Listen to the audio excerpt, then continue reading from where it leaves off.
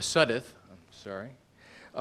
who is a chief chemist at RSV Laboratories and president of Energy Trends, a research and development technology company, and also the host of Science and Technology Hour, a local radio program in his home state of Texas, I believe. Mm-hmm. Ralph today is going to give you some rather fascinating insights into some technological research that the Germans were doing during the Second World War that, quite frankly, we've utilized many aspects of it since 50 years ago. It's just that your government somehow forgot to mention that to you. And that technology is alive and well and living and working today, and Mr. Suddath is going to explain how and where. Okay.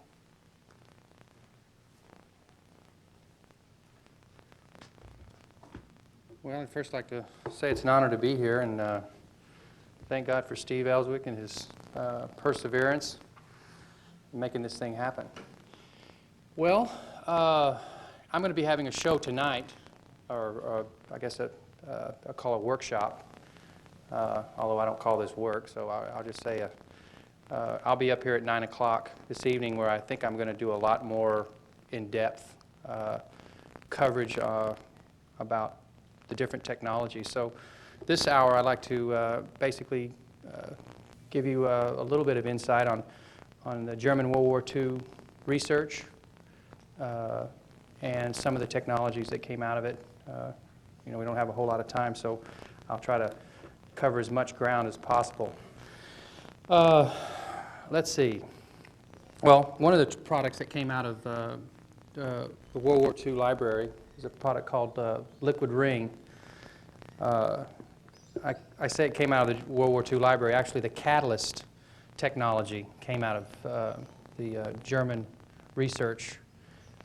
This was research that was gathered by a group called the TOM, which is a group of engineers that came in after the war and confiscated all the documents and interrogated the German scientists,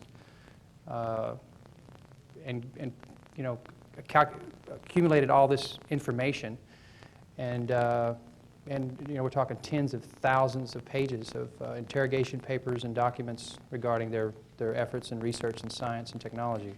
So it's quite a library. And George Vestal in 1970, he was 75. It was right during the Watergate time. In fact, Watergate was going on when he entered the archives, which was kind of magical because he wouldn't have been able to access what he did had Nixon not screwed up. So it was an opportunity where he was able to go in there and cut the seals on most of these documents. In other words, this material was stored away for a lot of years, and then the Freedom of Information Act came up, and through the help of Texas congressman, was able to get George access to this vault. So George, being the first one in there, I mean the very first guy in the vault, was able to see for the first time this knowledge or this research, and through that, George accessed thousands of those documents, and or had them copied. But certain things he said he tore off and swallowed. Wrote the information on his hands and tore it off, which was kind of mean because no one else will ever know what that material was. Or apparently, a lot of the material was spread out through London. The Russians got a portion of it. The British got a portion of it, and the Americans got a portion of it. And I say a portion. They shared some information they didn't. The TOM group was consisted of mostly Americans, but the Allied forces worked together in retrieving information. So on that note, that's basically where I came in. George took this information and developed several patents in the coal coal technologies, coal gasification technologies, and other technologies, coal-related technologies. Well, he passed away in 1995, and I'd worked with him for 6 years in helping him with some of his research and helping him promote some of his products. And when he passed away, the opportunity came up that well, the German library would have died and went off and split off into a number of different parts. The kids would have taken a proportion, and it basically would have just ripped like ripping a human being apart, and then to someday hope to put it all back together again would have been pretty much impossible. So in order to keep the whole thing together, I bought the company and pursued where George left off, is to promoting alternative energy, and he was just a great visionary, and I'm carrying on his work. This is the product that he developed not too long after he entered the archives, and the secret was in the catalyst they used in the oil. The Germans were trying to figure out how they could extend the oil life, because all their trucks were burning up in the desert. And I mean by burning up, the oil would just break down, and the trucks would just seize up. And it'd be the same situation in the Russian front in the cold weather. So they had a lot of trouble keeping their vehicles running, and Hitler really put it to the scientists to come up with a technology that was going to solve this problem. So they discovered that they could put a detergent in oil, and a detergent meaning a metal salt, that would activate that would keep the oil suspended. In other words, it keep it from being broken down, and it would keep the lubricity intact. And this is what I'm going to show you right here on this piston. Does this thing? Can you hear me? Okay. It's really kind of unique, and it's the only engine treatment like it that does this. But say here's your oil. These catalysts that are in the oil, and now the German research, and now it's Russian research, because the Russians got this from the Germans. It's called contact catalyst. Nobody does contact catalyst research in the United States that I found. It's primarily a Russian technology or Russian research technology. But what it means is that these catalysts are pushed up into the cylinder wall with the oil, and they're embedded into the cylinder wall right through here. Well, the Germans' big breakthrough was that they were able to take non-precious metals and make them act like precious metals. That's how they were able to do the things they did, and that's why we were so interested in their technology, because they were able to take metals that weren't gold or platinum or palladium or some of the other nobles and mimic the precious metal activity. Precious metals basically are, when you get into catalyst research, are colors. They act like colors. So what you're trying to do is create a color. You heat it up to a certain temperature for a certain period of time, and you're going to get this action, this color action.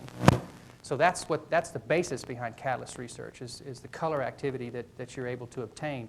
Obviously, the precious metals gives you a rainbow of colors. You get a spectrum of colors, where iron may give you one color, or it kind of peters out. And the precious metals obviously have a greater staying power. They have a longer staying power. But the Germans figured out how they could take the cheaper metals and get that activity that the precious metals were giving them. They wouldn't have the staying power, but they could get the activity. They could get the color spectrum. And that was the breakthrough. That was, if any of you guys have seen The Formula, it's a movie about World War II and the quest for the secret behind the German coal hydrogenation processes. So that's the basis of that. I didn't really go into what I'm telling you there, but that was the basis of it. The secret was the catalytic formulations, non-precious metal. Okay, so these catalysts here that are non-precious metals, and well, they've been trying for 20 years to figure out what metal it is, so you guys are welcome to take over where oil companies and many Valvoline and several other companies try to figure out what this metal is. It's dissolved into the oil, and masked with some other German technology. But so what happens is this is what acts like our catalytic converter in our automobile, because here, you got your combustion chamber. That's a spark plug. I'm a left-handed upside-down writer, so y'all have to excuse me. I work worse than most doctors. Dr. Eidelman's in the room here, so I didn't mean that personally there, Doc. This right here, this combustion chamber, these catalysts that are embedded into the cylinder wall come off like ethers, if that's the right word. They're like little baby catalysts. Like these are the mother catalysts. Once they're embedded into the cylinder wall, and you got the stroke of the piston pounding up and down, well, that heats them up, obviously. And they come off the cylinder wall, and now you got your fuel particles that come into the combustion chamber. And these little babies go in here, and they cancel out the fuel particles. So it's going to increase your octane, or your burn rate. Like most people who use my engine treatment, their emissions drop by 60, 70% in most cars. I mean, it's just incredible. I can lower the emissions on most cars because I put the catalytic converter where it belongs, inside the combustion chamber. The same activity that you're getting here is, they got to, wherever it pipes down into here, and here's your catalytic converter, they put the precious metals through here, and then they put a heating element, and they heat this thing up so when the exhaust gas comes through here, it comes out clean. Well, that's a stupid design, and the Germans, they still laugh at us, but now we're money motivated, and economics, precious metals are, the platinum market depends on catalytic converters. So, thus that industry is, has to survive on catalytic converters. So this right here is another way of doing it. Putting the precious metals or the semi-precious metals or the catalyst along the cylinder wall and pumping you follow what I'm trying to say here? So I'm getting the heating action, and I'm canceling out the fuel particles where they belong, where they should be canceled out, inside the combustion chamber. So you're getting a better burn, more complete, greater efficiencies. And we combine the catalyst technology with a polymer technology, which is a protective coating. I could say like Slick 50, but I really don't even like to put my name in the same category. But that's what everybody knows about. That's the product that everybody's aware of. George Vestal actually gave Slick 50 the idea. He was a scientist and not a businessman, so he went on a national radio show back in the early 70s before Slick 50 started out, and told him what to do, and told him how his product worked and how they could add Teflon to oil and what it could do for automotive engines. Well, a week later there was a patent for Teflon oil by Slick 50, and thus began Slick 50's onslaught into the marketplace. George always told me that if I did that, this is the only excuse I could come up. He said, well, they're paving the way for liquid ring.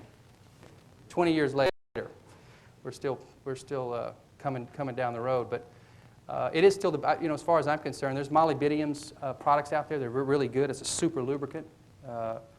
But I still say we're the best. I try to tell people to try it first, and if they I know we're the best engine treatment in the auto parts stores. You can't find an engine treatment like ours that does what we do, but there are some good products out there.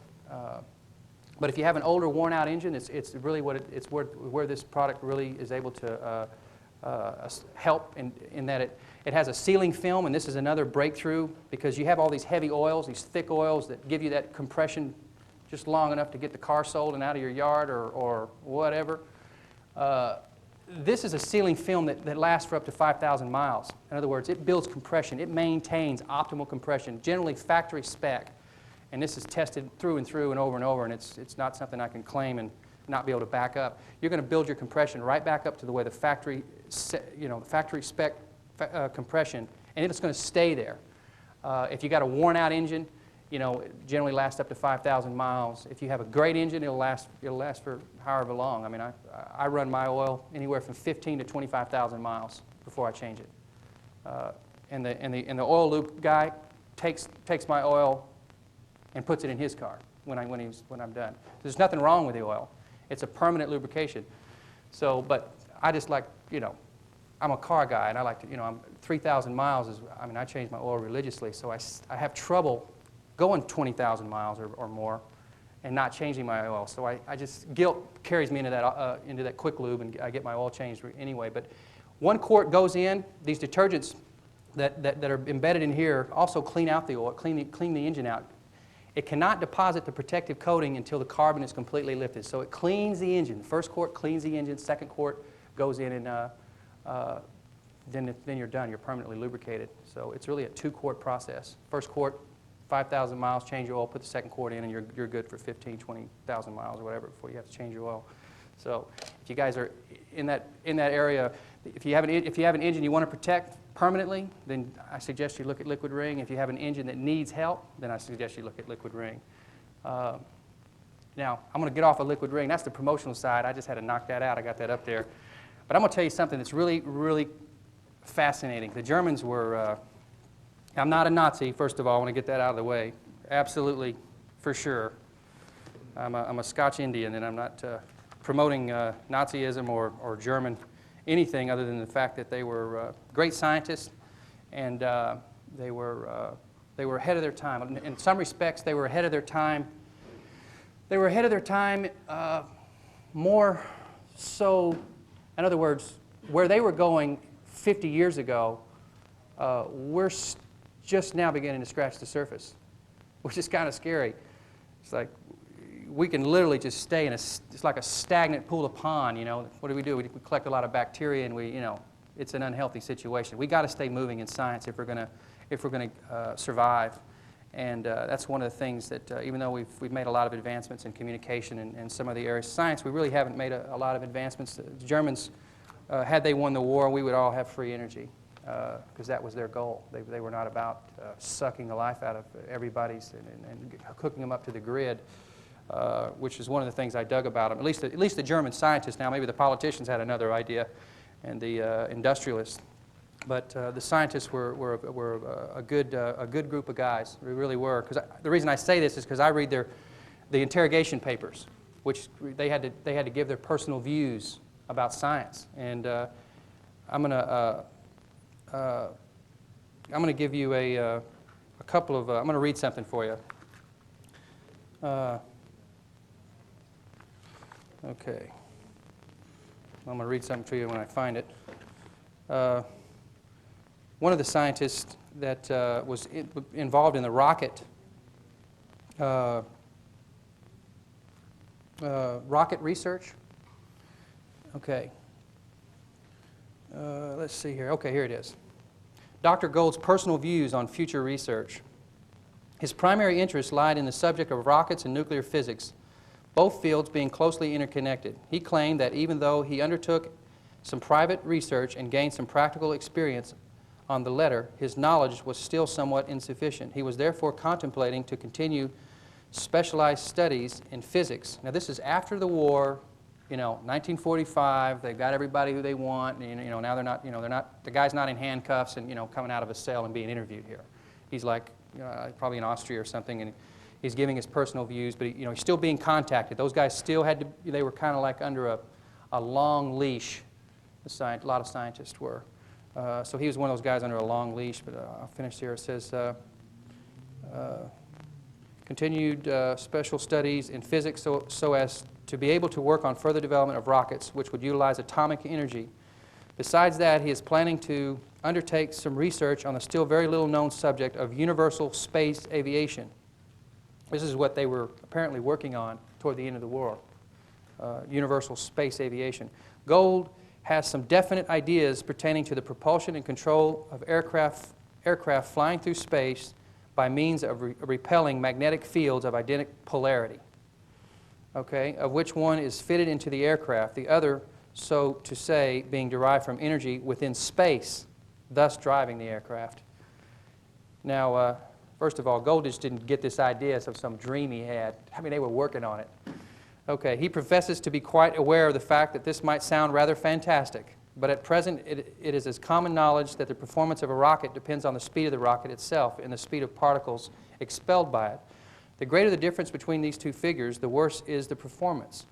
With the direct use of the recoil of atomic processes, and then I'll give you the equation here. The speed of the particles thrown out is about 30,000 kilometers per second. The efficiencies will be only a fraction of the promile. The ratio of necessary energy and actual performance, however, is not good enough even for nuclear processes. It will therefore be necessary in due course to find a suitable transformation of the release of atomic energy for the propulsion of universal crafts. This is why the above idea has been conceived. He does not know whether this suggestion can be carried out or not. In the affirmative case, however, he is convinced that the efforts will be worthwhile.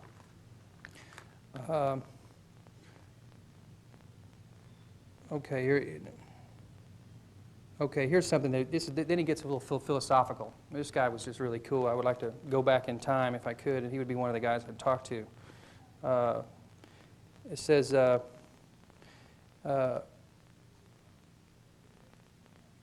see, all significant developments show such a variety of different aspects. This is another of his statements. All significant developments show such a variety of different aspects that it is only with difficulty that out of the superabundance of possibilities the organizing intellect can procure the fundamental values.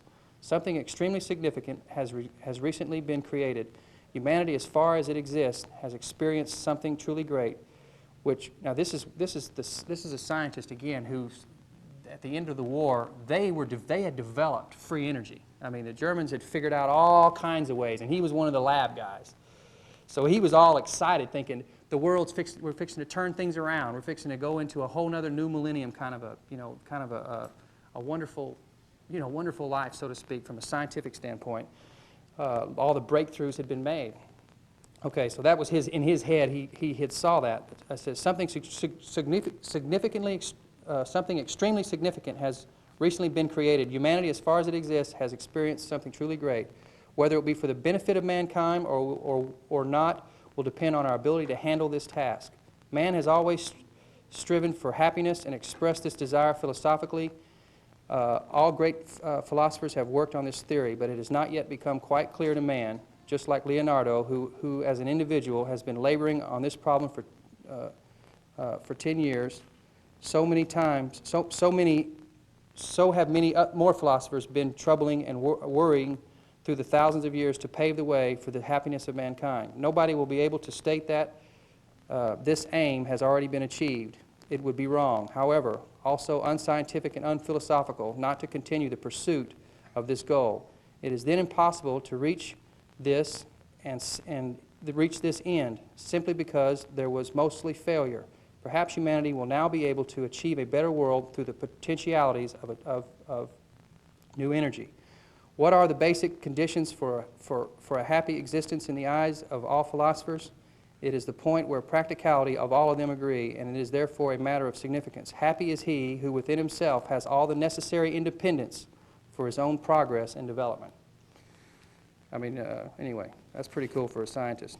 Amongst outstanding exponents of this very thought are philosophers and thinkers of all ages in countries such as Aristotle and Diogenes and Lautarius and Goethe and Schopenhauer and many others. When we succeed, and it will happen sooner than we think, in applying this gift of a new energy to general purposes, then the working hours of the individual will necessarily decrease. He will gradually be able to dispose of more and more leisure, but there shall be at the crossroads, either we shall enter upon a time of unprecedented disaster, which will be infected with all the vices as the consequences of an endless boredom, or an era of unique cultural, intellectual, and material prosperity will arrive, in which all restricted capabilities will freely thrive and advance. Here it is, where already today the enormous responsibilities of those begins, who in their hands hold all the power of the globe and probably will still possess it when the problem we are trying to discuss will have become acute. It appears as if the scientist and the philosopher will bear more weight in the political life of the future than hitherto, and this must be so even if it be in an advisory capacity, only if the world should not fall in the delirious madness. What we all need after so much disastrous dilettantism, something like that, of the recent past is a clear, foresighted common sense, and this is not to be found better anywhere than amongst the men of science. It would therefore be good to make them at least consultants in all important phases, if not to put them in charge of government. Such a wise, we can tell he's speaking for his clan. Such a wise comprehension would soon prove to be beneficial. Already now precautions will have to be considered as to how this new challenge to man should be met.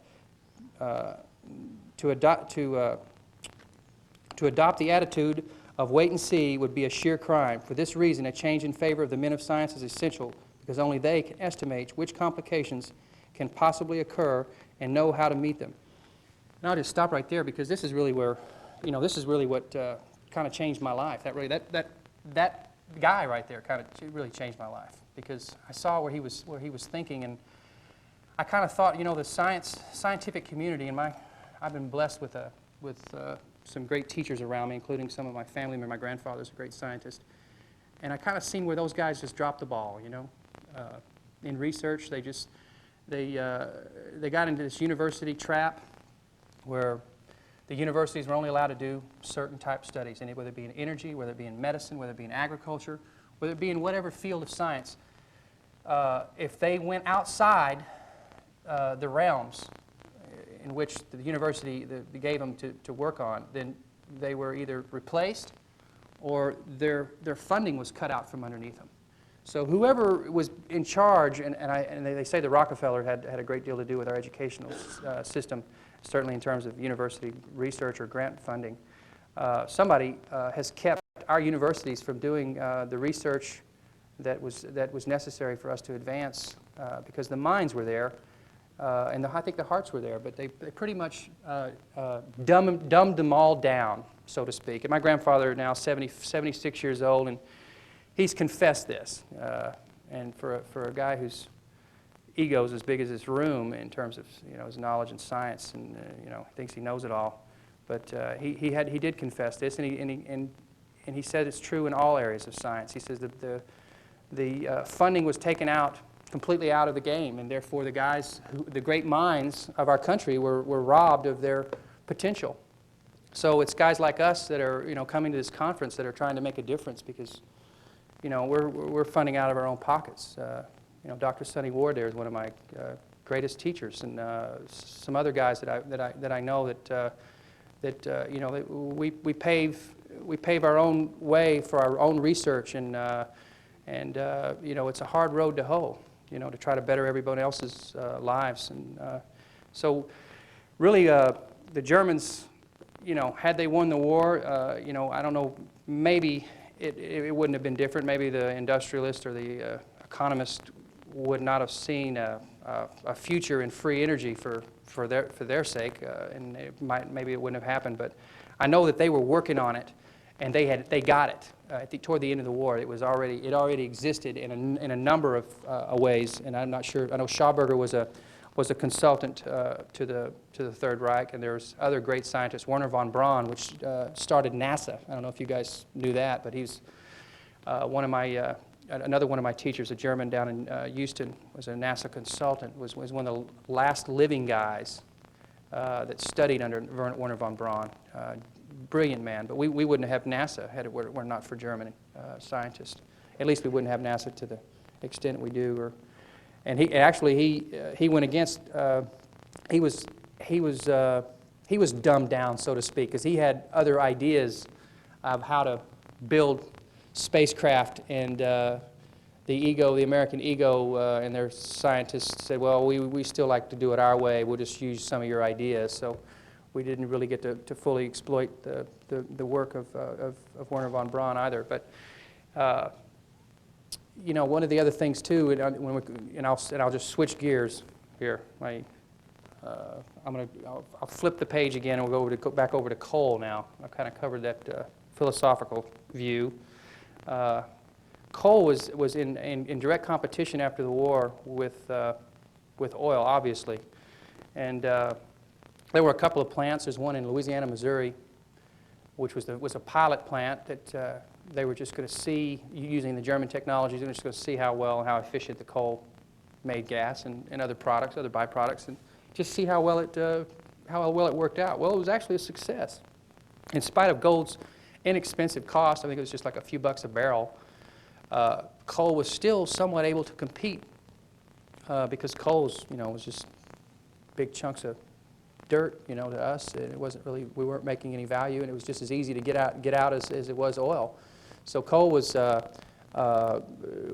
really picking up speed there in the mid-50s. I think 53, 54. It was like, hey, we've got something here, another natural resource. So once they discovered that it was potentially viable, well, the oil companies stepped right in and got a hold of the politicians, which they controlled, and said, we need to cut this out. We found out what we wanted to know, and now let's, because they basically had us pay for it. We paid for when I say us, I wasn't even alive. The American people paid for building. It was a government project. So once we discovered all we wanted to know, we tore it down, much like the superconductor super collider deal. We pay for it, and they tear it down. So it was very interesting. After that, anybody that tried to bring forth coal technologies was either talked to and told, look, you're not going to go anywhere with this. Engineering firms, for giving an example, George Vestal, once he got the library, he was already working on a coal process. That's what brought him to that archive. He was after coal technology, not because he was just interested in and couldn't wait to see what was behind the door.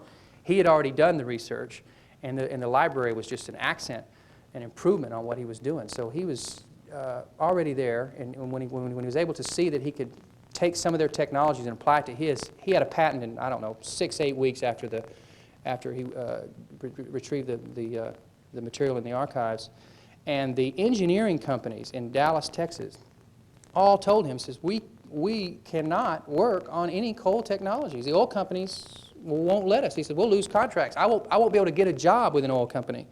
And since that's well, at least in Texas at that time, that's our bread and butter. I mean, oil is our bread and butter in Texas. So coal, if you had any interest in coal in Texas, you got shut down. You couldn't get any engineering firms to even work with you to do analysis or of any kind or whatsoever. George really fell on deaf ear. For 20 years, this guy was trying to develop coal. Spent his life, promoting it and trying to make it an alternative energy source. When toward the end of his life, he switched from coal and he moved to natural gas to gasoline. And why would this be viable? Because the natural gas doesn't have the BTUs that, say, oil would in converting oil to gas. But we flare off a lot of gas. I mean, in Russia alone, I don't know how many billion BTUs that they flare off a day, but it's, I mean, you could light up,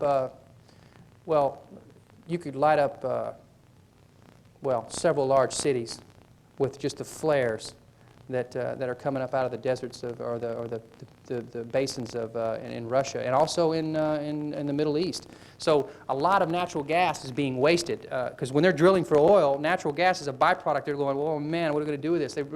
They have to either send it back down into the ground, which is an expensive process, or they pipe it somewhere. But it's like a pain in the ass. They're really just after the oil. They don't really want the natural gas. So there's a lot of need now. As time's gone on, there's more and more interest in what they call the Fischer Tropes process, which is what was derived from the coal research. Because you take the coal and you make it into a syngas, methane. Then you take the methane and you make it into a gasoline. So right now, the Fischer Tropes process is being hailed as the new frontier in so-called our alternative energy, because it's a lot cleaner fuel. I mean, you're going to get a greater fuel. It's the best way to make diesel fuel. You don't have all the soot and smoke, but you got a clean burning diesel. And there's a couple of companies, one called Centrolium out of Oklahoma, which has paved the way, and they're on the stock market, and I think they're worth several hundreds of millions of dollars now, and that's just been in trading. They don't even have a product. They've just been promoting the fact that they have the German research that will make the process cost effective. And there's another company called STI, Centrolium Technologies, Inc., which is another group that is developing the process, and I'm working with those guys. So it's a new wave of technology that's coming. Unfortunately, it's not what I want. I mean, there's obviously other energy sources, but you got to go where the money is, and you got to go where the oil companies are going, and that's you know, if you're going to get any kind of attention at all. So just keep your eyes out for Syncrude or Centrolium, because they're advancing in their ability our abilities to use natural gas more wisely. And well, you know what? There's probably a whole bunch of questions, and since I used up the whole hour talking, I'm probably going to give you guys like tonight. I'm going to cover a lot more. I got 2 hours tonight, so if we could keep the questions down, maybe on other topics till tonight, that would help me out a lot. But if you have any questions on the German research, and maybe I can help you. I don't know if I can answer some of the questions. Go. Is there anything else on gravitational field propulsion systems? Is there anything that they were working on that you could Well, yes and no. I know that stuff was, they just didn't let that sit in the archives. Okay, but through my library, and I got about 10,000 pages of documents, it comes up. And there's black in places where they've run black stuff through. It's like, oh, I wonder what that was. You know, you're looking up through the light. Because these, I mean, I got some of the actual documents from 1945. I mean, George had like I said, had Nixon not screwed up, I wouldn't, wouldn't have had near the fun I've had with this library, because he was able to walk out with so much because they were in a panic in Washington. And yeah, there was something to it. They were on to it. And supposedly the development of a spacecraft and anti-grav machine was already built, from what I gathered, and it's pieced out. Oh, Ralph? go ahead. Ralph? Yes. Could I ask that either people come up to the microphone to ask their questions, or if not, that you repeat the question for the benefit of That'll the work. video Okay. viewing audience? And you have more time than you thought you had. Well, here we are then. So if you want to hit any other hot buttons on your own or continue interfacing on the Q&A, either or. Okay, well, let's go with some more questions here. You got any questions? If you could comment on Dr. Eilach of Germany, prior to World War II, had done a lot of research on coal, desulfurizing coal. I don't know if you're familiar with that. Yeah, I'm familiar with that, but here again, We had taken in 1978 at the basement of Fermilab in Batavia, a couple of the guys, we had Battelle Institute grind the desulfurized coal down to about 50 microns, and then by adding moisture to it, just slightly, just air moisture, and put it a little bit under pressure, you can squeeze it out just like a tube of toothpaste, and use it as a Venturi burner. You can have external combustion with that desulfurized powdered coal, and it has incredible capability in that fashion with virtually no pollution whatsoever. there was actually, the Germans had about, that was one, I mean, I'm familiar with that, but I'm not an expert, and I don't want to stick my foot in my mouth. I'm not either. I'm just, familiar with what you're saying, but okay. there was another process where they used an electric arc, which was, here again, they just made so many advancements, and it's just a sad thing that we've got that natural resource, and we're not utilizing it more. I think what the oil companies are doing is they're saving that for a later day. Another thing too that you guys might be interested in that not very many people know about. What's your slant on where do you think oil comes from? I'd like to ask that question. What do you guys know? What do you know about oil? Go ahead. It's extraterrestrial. Okay. Anybody else? Plant vegetation. Okay, that's a good guess. Yes. Stored solar energy. Okay. Well, you know what? There's a lot of ways to look at it, and you could all be right, even you with the extraterrestrial there. So I think it's not necessarily one or another, but this is something. This is an interesting fact. They discovered they went deeper than they've ever gone in the ocean. They went way deep, and I forgot how many tens of thousands of feet, but it's like just way deep. And they discovered this microbe way deep. And you know what this microbe does? It eats heavy metals, and it poops oil. It eliminates her waste, its waste product is oil. Now, you know what? That came out about a flash of a second, and it was gone. And then nobody's talked about it since. But the researchers discovered it, you know, the guys that are down in the ocean. And they go, holy mackerel, guess what? We got these microbes that live deep inside the earth that are making our oil.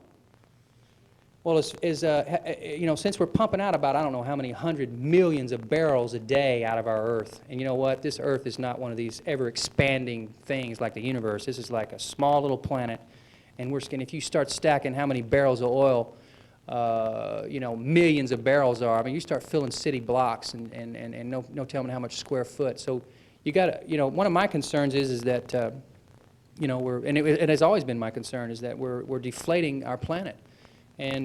But since I found out about the microbe, I'm like a little relieved. You know, there's some good guys down there, maybe, you know, pumping out that oil.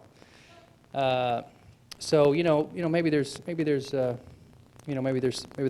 little more time than I thought. But that's just an interesting fact. I didn't know if you guys knew that. Go ahead. I went to a coal conference one time, and all the university folks, they were trying to figure out how the sulfur got into the coal.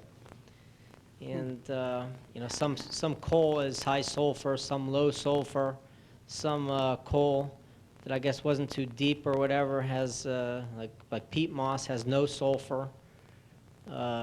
Some crude has high sulfur, some crude is sweet sulfur.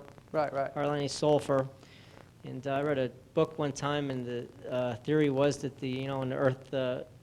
You had prehistoric times, and plants were big, and the earth kind of opened up and kind of ran all the plants down into the underneath. And I guess the deeper they went, then the volcanic gases bubbled up through these cracks. That's why the coal's always in layers, you know. I think there's silt on top of it always, layer of silt. So. Well, that's a good question for a geologist. I mean, I don't know how all that mixes or why one's different than another. But what was your point? The question is, I was wondering about your oil additive. How much does it rely on TFE resin? How much Teflon is in that product? Well, it's not so much how much. Actually, there's quite a bit of Teflon. But the problem has been with Teflon. I don't know if you guys know the negative rap on it, but you know, it clogs oil filters. You know, it's caused a lot of engine damage. In the early days, Slick 50, you know, kind of did a lot of experimentation. But see, what they didn't have is the catalyst. The catalyst is the key. It keeps the Teflon. Because what happens with Teflon, it's a solid. Teflon's a solid. I don't care what you do with it, it's a solid. So what happens is Teflon will flake off. Soft. Yeah. It's slippery, but it's soft. It's soft. So you get what you call little Teflon deposits. Well, 20 years this product's been in existence, and I put it in thousands of vehicles, and I've taken engines apart. You know, before I bought the company, I mean, I was an old car collector, Studebaker guy. So I really scrutinized this product, and I was like looking for the catalyst on the cylinder wall, you know, like, ugh, how does it stick? You know, Huh? you have oil on a cylinder wall, not too many glues or anything stick to oil. I know Well, you're saying you get the carbon off, but how do you get the in dirt and crud? How do you get the oil? How do you make this stuff stick? Or is it just embed it so hard by the rings that? Actually, I get to answer that question with the previous question. The catalyst keep the Teflon suspended. They work together. See, nobody's figured out how to make Teflon work with metals, okay? Or nobody has. We have. George did.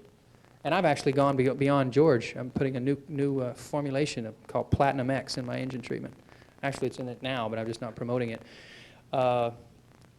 What the metals do and what the catalyst, what the polymers do, PTFE, is they work together. It's a synergistic function. And they coat the cylinder wall. They embed. It's like a, well, you get metal, and it's, there's no such thing as metal like that. I mean, metal's porous. So what happens is you get a film that just comes right across that, and that's permanent. Okay, if you put that on in one can in and take your engine apart 50,000 miles later, is that film going to be still on there or no? Still on there, still on there. I mean, 100,000 miles later, it's still on there. One can. One can. Now you're not going to get the compression builder. You're not going to get the compression builder, and you're not going to get the catalytic action unless liquid rings in the engine. But you're going to get the protection permanently. That maintains itself because the catalyst and the polymers work together, and they fill and seal the gaps of the Does it metal harden wall. up to some extent after it runs a while? Does it get harder, or does it stay soft?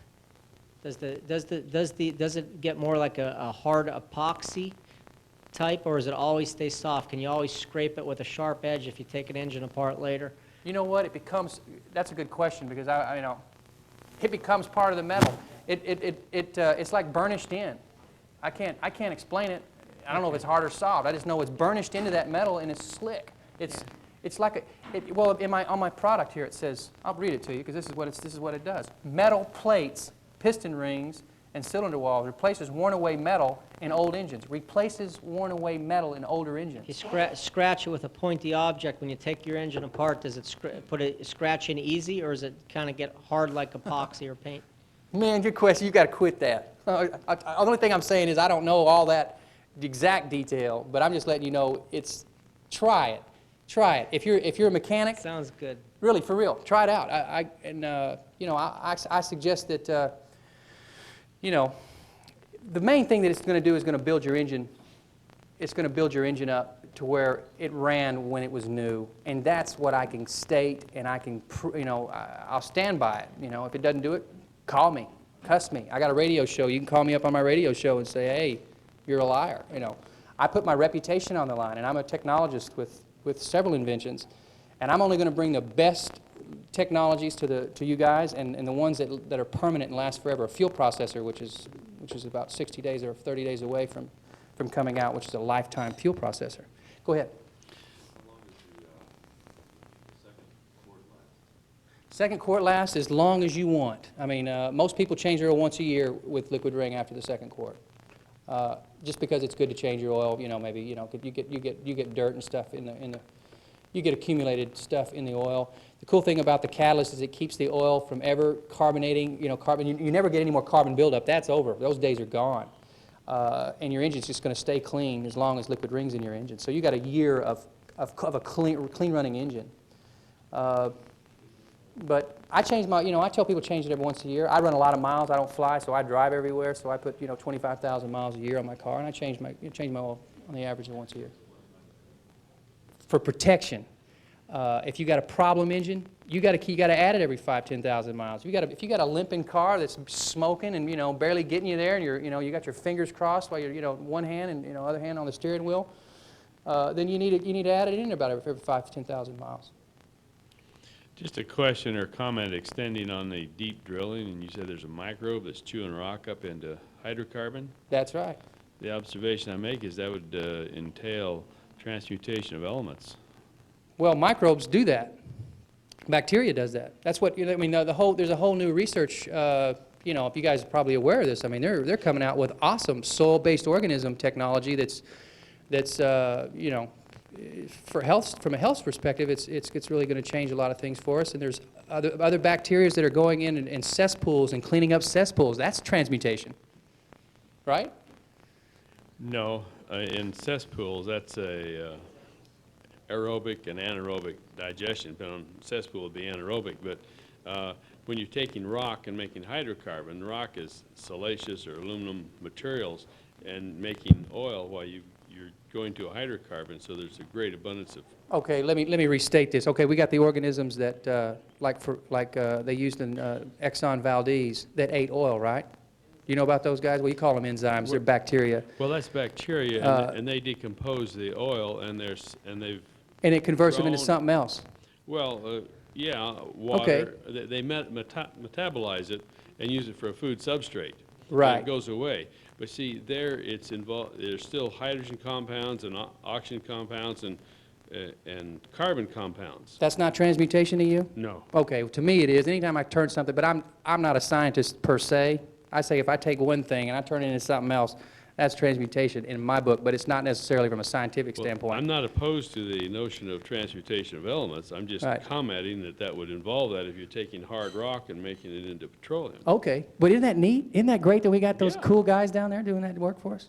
Making oil, so we're not going to run out, hopefully. Where do we get all the water on the earth? Well, water is burnt hydrogen, right? You know. Oh. Ah, right, well, okay. All right, I won't even, okay. Next question. Yeah, I was just wondering about with the Germans, agriculture. Food is an important substance, and what sort of technologies they have for producing food. So, okay, could you ask that again? I'm be real, my ear's right up to it. What sort of technologies did they have for producing food? Because they would have to feed their armies. You know what? That's a good question, and I'm gonna touch on that. I'll touch on that now. That was something they were big on. They could take tree bark and make it taste like steak. They had some way of taking trees and making a cellulose out of it, and then they had these flavorings that they carried around. These little flavor packs. Germans were cool. They had it all figured out from every angle.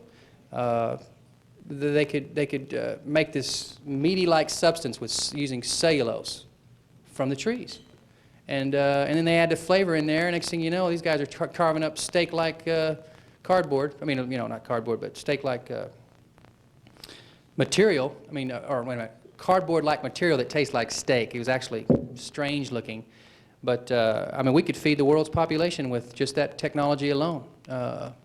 It's a fascinating research, and it's a project that's on my back burner. I mean, I'm a young man, so I have plenty of time, and right now my focus is on energy and water purification and energization of water. So, but agriculturally, that's something is very much on my list. I'm working with a university this next fall, and that's one of the projects I'm going to push that we begin to research, because George was big on that. George Vestal was the scientist that I took over the company, and anyway, that's a good question. Yeah, the Germans were on to that, and alternative foods was big on their list.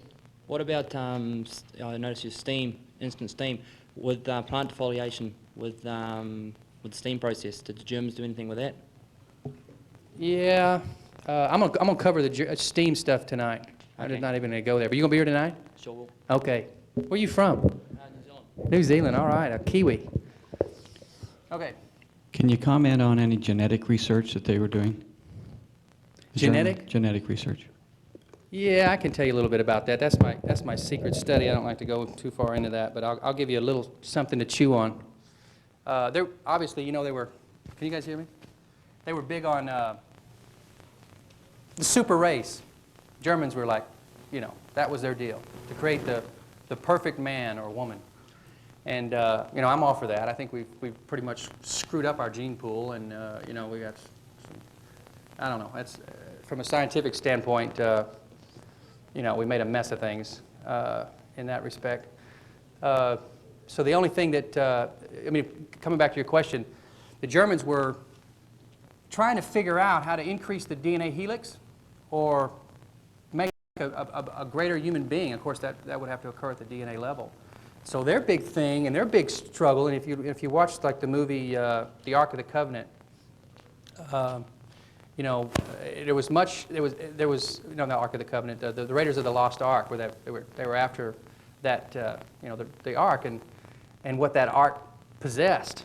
Well, they were after, in the same respect, they were after the fountain of youth or biological immortality. I mean, they had a whole nother section. I mean, Hitler was a big science guy. I mean, he, you know, well, all of Germany, you know, their deal was literature, science, and, you know, music. I mean, they were very fluent in all the arts. I mean, that was their thing. And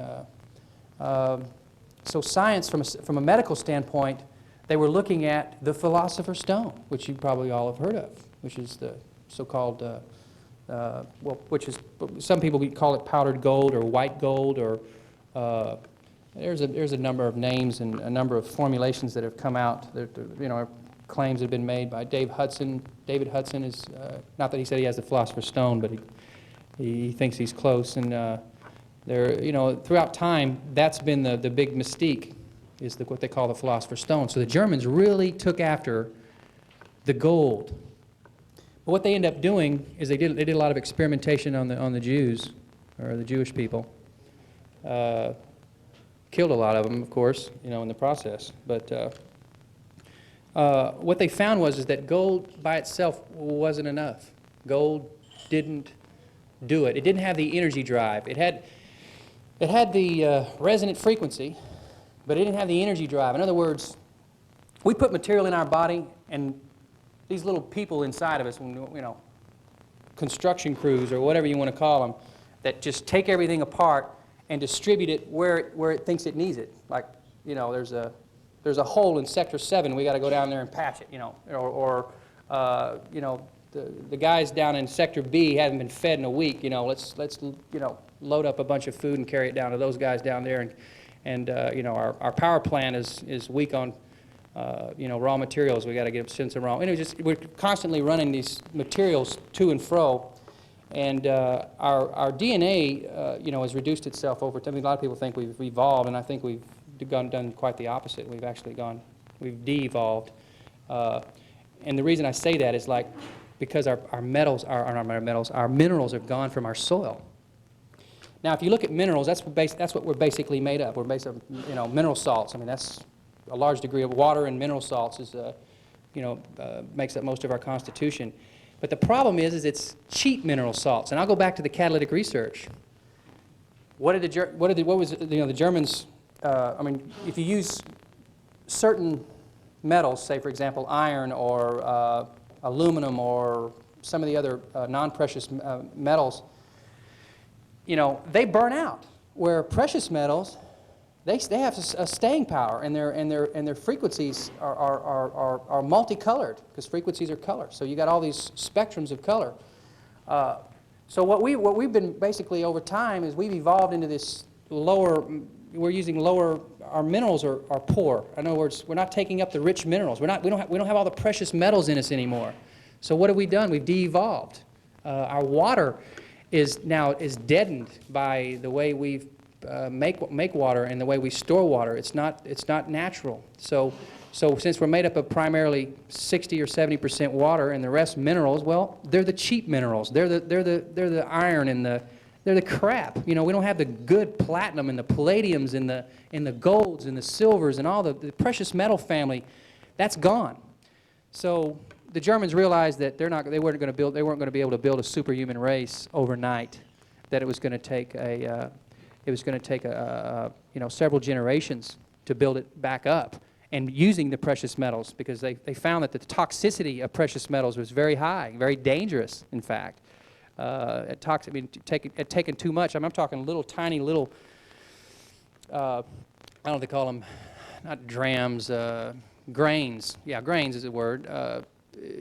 Little tiny grains was used as dosage, and it's, you know, certain levels it'd kill you. This is like dosage of gold. You know, gold trichloride was one of their formulas, and so what they discovered is what I'm working on, because my background is more into alternative medicine and recently, you know, alternative energy. But my interest is really strong in that field. So what I found is that we've de-evolved because of our mineral uptake. Has been you know, due to our poor sources. You know, we don't have the good mineral base that our country once had, and we've starved ourselves and robbed ourselves of the minerals. So I'm going to close that down, and I'll be back in 2 hours, or not 2 hours, at 9 o'clock for 2 more hours. Oh wait, one more question, Sonny. Oh my God, here we go. Oh my God, here we go.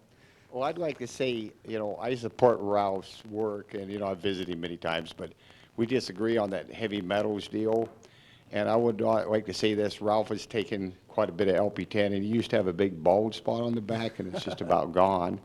And I won't say how many bottles he was telling me, and I take it, and a lot of people here take it. But somebody even told me, you know, this is a point I want to make. It's not in the genes; it's biochemical.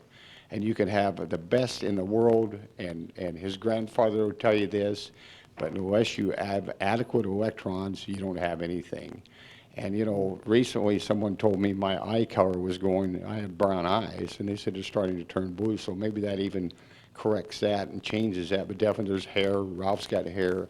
There's several other people that has hair. So I believe that the electrons, to make the super race There you go. is there, and I believe that you can captivate them. And there's no minerals, there's no vitamins, and the end of the story is this.